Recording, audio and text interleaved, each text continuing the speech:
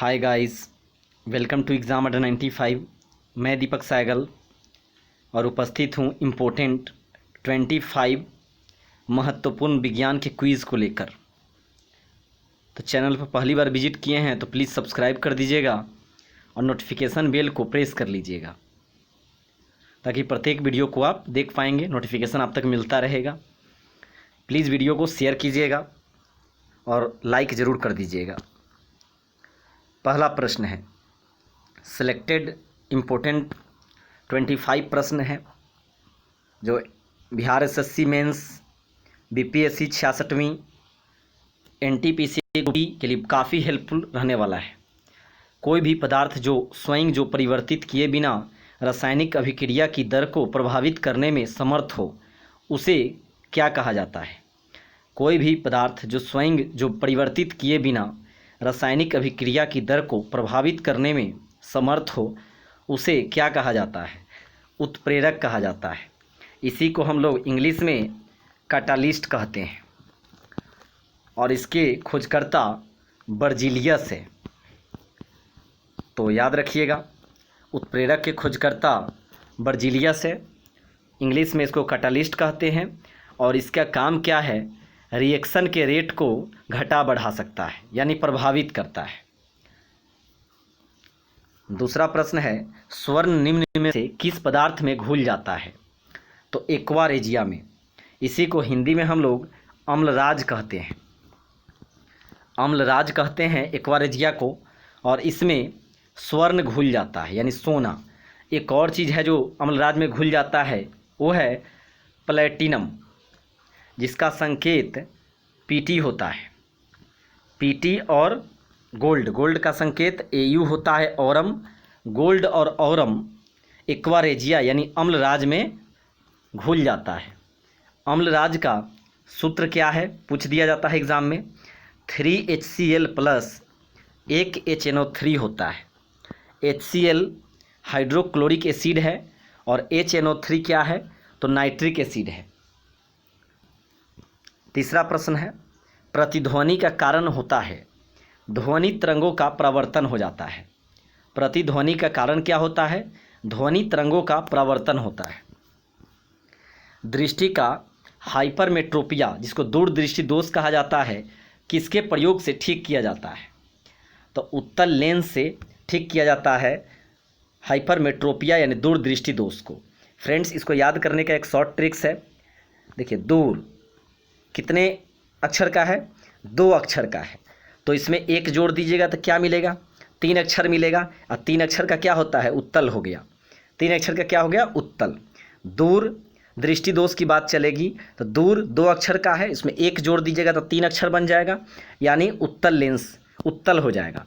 लेकिन वही अगर निकट दृष्टि दोष की बात चलेगा, जिसको हम लोग मायोपिया कहते हैं, तो निकट 3 अक्षर का है, इसमें भी एक जोड़िएगा तो कितना हो जाएगा? 3 + 1 4 हो जाएगा।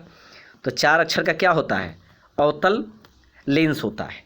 तो निकट दृष्टि दोष को ठीक करने के लिए अवतल लेंस का यूज करिएगा और दूर दृष्टि दोष को ठीक करने के लिए उत्तल लेंस का यूज करते हैं। यदि वायुमंडल नहीं हो तो पृथ्वी से आकाश किस रंग का दिखाई देगा? तो काला दिखाई देगा। यदि वायुमंडल नहीं हो तो पृथ्वी से आकाश काला दिखाई देगा।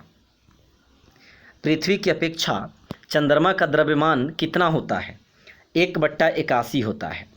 पृथ्वी की अपेक्षा चंद्रमा का द्रव्यमान 1/81 होता है। किसी वस्तु का संवेग किस पर निर्भर करता है? तो आंसर होगा द्रव्यमान और वेग पर निर्भर करता है। द्रव्यमान और वेग पर निर्भर करता है, दोनों पर निर्भर करता है वस्तु का संवेग।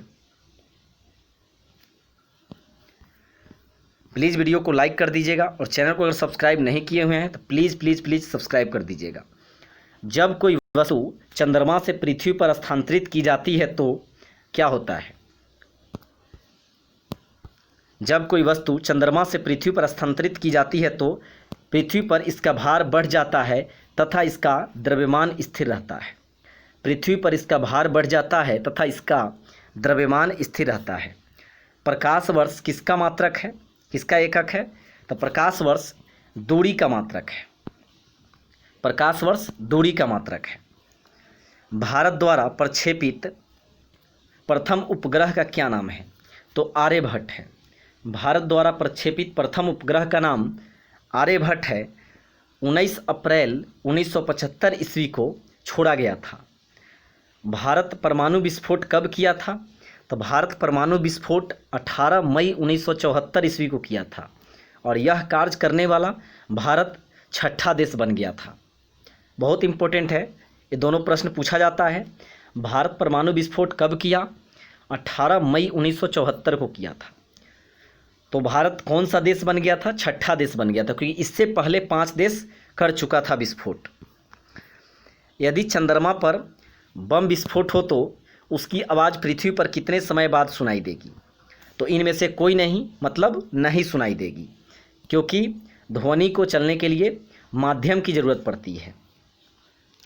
तो माध्यम है नहीं, तो इसीलिए यदि चंद्रमा पर बम विस्फोट किया जाए तो पृथ्वी पर इसकी आवाज़ सुनाई नहीं देगी। वायुमंडल की ओजोन परत हमें किससे बचाती है? वायुमंडल की ओजोन परत हमें अल्ट्रावायलेट किरण से बचाती है।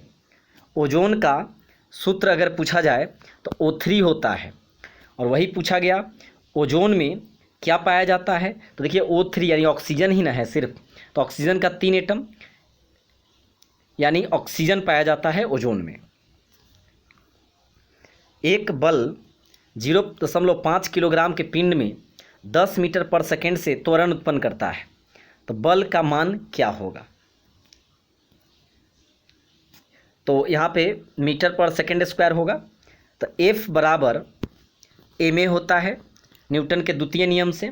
फोर्स बराबर मास गुने एक्सलेशन, तो यहाँ पर मास कितना है? 0.5 kg है और 10 मीटर पर सेकेंड स्क्वायर है, तो जब मल्टीप्लाई कीजिएगा इसको हटाइएगा तो 0.5/10 हो जाएगा और 10 कट जाएगा यानी 5 आ जाएगा। फिर से देख लीजिए 0.5 इंटू F बराबर ma, तो m हो गया 0.5 kg और 10 मीटर पर सेकेंड स्क्वायर होगा यहाँ पर। तो जब इसको हटाइएगा तो यहाँ 10 मिलेगा, 10 से 10 कट जाएगा तो क्या मिला? यहाँ पे एक बार में 5 एकम 5 यानी 5 न्यूटन। बल का एसआई मात्रक न्यूटन होता है, तो 5 न्यूटन में है इसलिए 5 न्यूटन होगा। और सीजीएस में बात होता तो डाइन होता है, सीजीएस में बल का मात्रक डाइन होता है। तालाब को कहा जा सकता है एक प्राकृतिक इकोसिस्टम, तालाब को कहा जा सकता है। एपीफाइट वे पौधे होते हैं जो दूसरे पौधों पर आश्रित किस लिए होते हैं? तो यांत्रिक अवलंबन के लिए होते हैं। एपीफाइट वे पौधे हैं जो दूसरे पौधों पर आश्रित है यांत्रिक अवलंबन के लिए। स्पॉन्डिलिटिस बीमारी संबंधित है किससे? मेरुदंड से संबंधित है। स्पॉन्डिलिटिस बीमारी संबंधित है मेरुदंड से। एक श्वेत रासायनिक यौगिक इसको पानी की पर्याप्त मात्रा मिलाने पर सख्त हो जाता है। यह शल्य चिकित्सा एवं टूटी हड्डियों को जोड़ने में उपयोगी है। वह पदार्थ है प्लास्टर ऑफ पेरिस। और इसका सूत्र पूछा जाए प्लास्टर ऑफ पेरिस का, CaSO4 इंटू हाफ H2O होता है, हाफ यानी 1/2 H2O। लेकिन प्लास्टर ऑफ पेरिस का एक अन्य नाम कैल्शियम सल्फेट हो जाएगा। मानव गुर्दा में होने वाली अस्मरी ज़्यादातर होते हैं, तो कैल्शियम ऑक्सलेट यानी पत्थरी की बात कर रही है। मानव गुर्दा में होने वाली जो पत्थरी होती है वह क्या होती है? कैल्शियम ऑक्सलेट होती है। कैल्शियम ऑक्सलेट का रासायनिक सूत्र क्या होता है? CaC2O4 होता है, CaC2O4। वाशिंग सोडा किसका सामान्य नाम है? कैल्शियम कार्बोनेट का, कैल्शियम बाइकार्बोनेट का, सोडियम कार्बोनेट का, सोडियम बाइकार्बोनेट का। तो करेक्ट आंसर सोडियम कार्बोनेट हो जाएगा। सोडियम कार्बोनेट को हम लोग वाशिंग सोडा बोलते हैं, और खाने वाला सोडा यानी बेकिंग सोडा सोडियम बाइकार्बोनेट को बोलते हैं। यानी डी वाला जो ऑप्शन है वो है बेकिंग सोडा, यानी खाने वाला सोडा, पकाने वाला सोडा, इसी को बोला जाता है सोडियम बाइकार्बोनेट को। फार्मूला होता है NaHCO3, इसी को हम लोग खाने वाला सोडा कहते हैं। लेकिन बेकिंग सोडा की वाशिंग सोडा की बात चल रही है, यानी धोने वाला सोडा सोडियम कार्बोनेट होता है और फार्मूला Na2CO3 होता है। यहाँ पे दोनों फार्मूला दिया हुआ है। रासायनिक सूत्र Na2CO3 हो गया जिसको हम लोग वाशिंग सोडा कहते हैं, और बेकिंग सोडा का सूत्र NaHCO3 हो गया। धूप में उपयोग होने वाले छाते के रंग होने चाहिए, ऊपर सफ़ेद होने चाहिए और भीतर की ओर काला होना चाहिए। धूप में उपयोग होने वाले छाते के रंग ऊपर सफ़ेद और भीतर काला होना चाहिए। निम्न में से किसमें गतिज ऊर्जा नहीं है? तो खींचा हुआ धनुष में, क्योंकि खींचा हुआ धनुष में स्थितिज ऊर्जा यानी कि पोटेंशियल एनर्जी है। काइनेटिक एनर्जी यानी गतिज ऊर्जा को काइनेटिक एनर्जी कहते हैं, और काइनेटिक एनर्जी बराबर फार्मूला होता है 1/2 mv² होता है। m मास है, v वेलोसिटी है। काइनेटिक एनर्जी का एक और फार्मूला होता है गतिज ऊर्जा का, p²/2m होता है। लेकिन वही अगर स्थितिज ऊर्जा की फार्मूला अगर पूछा जाए, जिसको हम लोग पोटेंशियल एनर्जी कहते हैं, तो Pe बराबर mgh होता है, यानी मास आपको क्वेश्चन में दिया हुआ रहता है, h आपको दिया हुआ रहता है, और g जो है स्मॉल g का जो वैल्यू होता है 9.8 होता है। यदि लोलक की लंबाई 4 गुनी की जाए तो लोलक झूलने की समय अवधि क्या होगी? 2 गुना हो जाती है। यदि लोलक की लंबाई 4 गुनी की जाए तो लोलक झूलने की समय अवधि 2 गुना होती है।